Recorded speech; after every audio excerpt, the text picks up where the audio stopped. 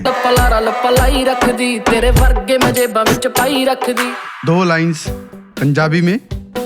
Lara लप्पा लाई रख दी, तेरे वर्गे में जेबा विच पाई रख दी।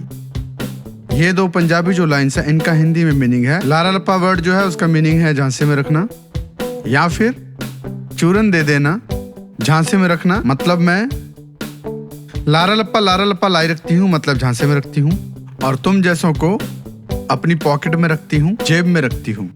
अगली लाइन सुनते हैं।